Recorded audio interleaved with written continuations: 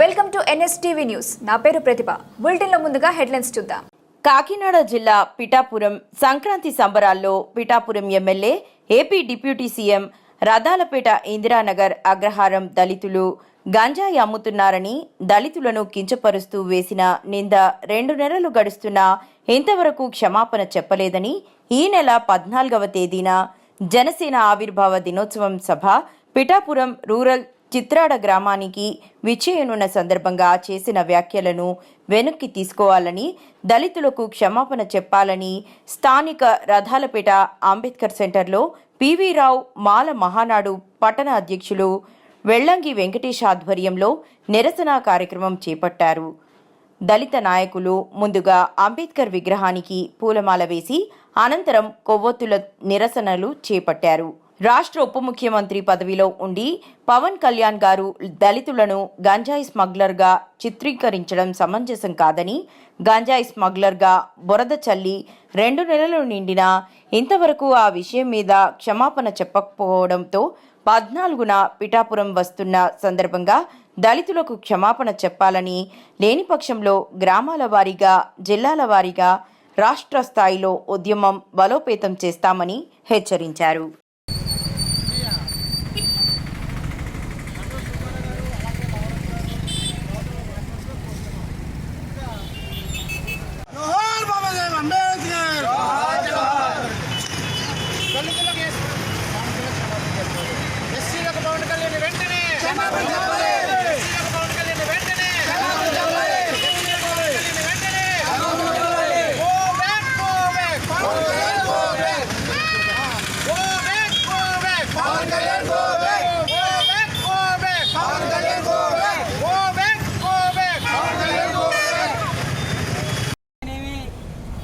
ప్రభుత్వాలు అయితేనేవి, సీఎం అయినా పిఎం అయినా కూడా దళిత సంక్షేమాన్ని సంకనాకిస్తూ ఉన్నారు.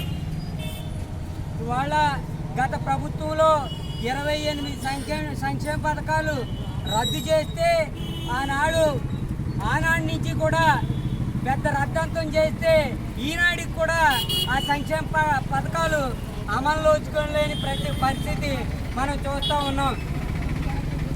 ఈ 28 సంక్షేమ పథకాలు అడ్డుపెట్టుకుని ఇప్పుడు అధికారంలో ఉన్న కూటమి ప్రభుత్వం దళితులకి అన్యాయం చేసింది. ముసలి కన్నీరు కార్చి మనల్ని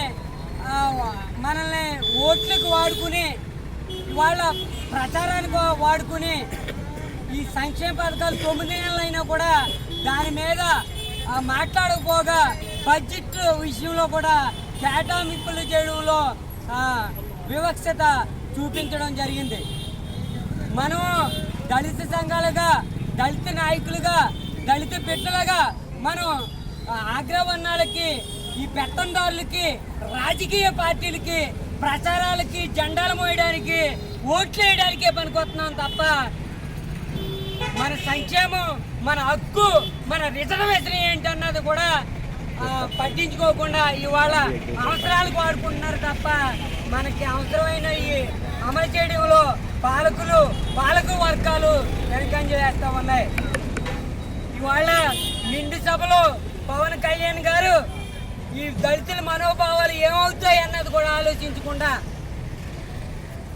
ఇలా ఇందిరానగరం, రథాలపేట, అగ్రహారం ఇలా దళితుల్ని స్మగ్లర్గా చిత్రీకరించి ఈనాటికి 2 నెలలు అవుతున్నా కూడా అతను నిమ్మకి నేరెత్తినట్టుగా వీళ్ళ బాధ, వీళ్ళ పరిస్థితి ఏంటని ఆలోచించకుండా, క్షమాపణ చెప్పకుండా మౌనంగా ఉన్నాడంటే దళితులంటే ఎంత అతనికి గౌరవం ఉందో మనం అర్థం చేసుకోవాల్సిన అవసరం ఎంతైనా ఉంది. కాబట్టి దళిత సోదరులారు ఒకటే ఆలోచించండి.